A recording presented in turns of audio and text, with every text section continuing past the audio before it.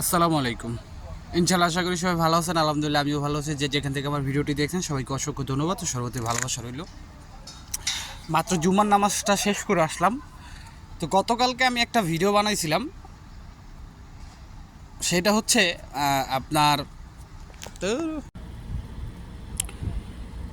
তবে এটা সবার জন্যই কঠিন হবে। এখানে আমি মনে করি আতঙ্ক হওয়ার কিছু নাই। আপনারা সকলেই জানেন যে এটা রিজিক।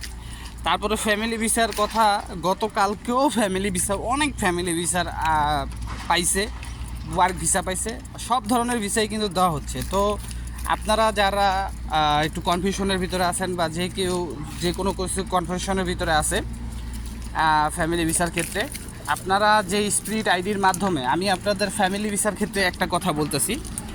ফ্যামিলি ভিসার ক্ষেত্রে যার যার হাজব্যান্ড বা ওয়াইফ, বাবা মা যেই আবেদন করছে, যার স্পিড আইডিতে, সেই স্পিড আইডির মাধ্যমে তাদেরকে চেক করতে বলেন। যদি ফ্যামিলি ভিসায় কোনো সমস্যা থাকে, কী কারণে দিচ্ছে না, সেটা ওই স্পিড আইডির ভিতরে অবশ্যই দেখতে পাবেন। তো সেই ক্ষেত্রে কিন্তু এটা আপনাদের জন্য আরও ইজি হয়ে যাবে। তো আমি সেই ক্ষেত্রে আপনাদের বলবো যে স্পিড আইডিটা চেক করেন। ফ্যামিলি ভিসার ক্ষেত্রে যদি কোনো সমস্যা থেকে থাকে, তাহলে সেখান থেকে আপনারা অবশ্যই এই যে যদি স্পিড আইডিটা চেক করেন, তাহলে সেখান থেকে অবশ্যই এই সমস্যার সমাধান হবে। সেম যদি ওয়ার্ক পারমিট ভিসায়ও যাদের হচ্ছে এরকম, ওয়ার্ক পারমিট ভিসাগুলোতেও আপনার স্পিড আইডিটা চেক করবেন। এখান থেকেও আপনাদের ভালো একটা সমাধান আসতে পারে, যদি ধরেন কোনো ধরনের সমস্যা থাকতে পারে।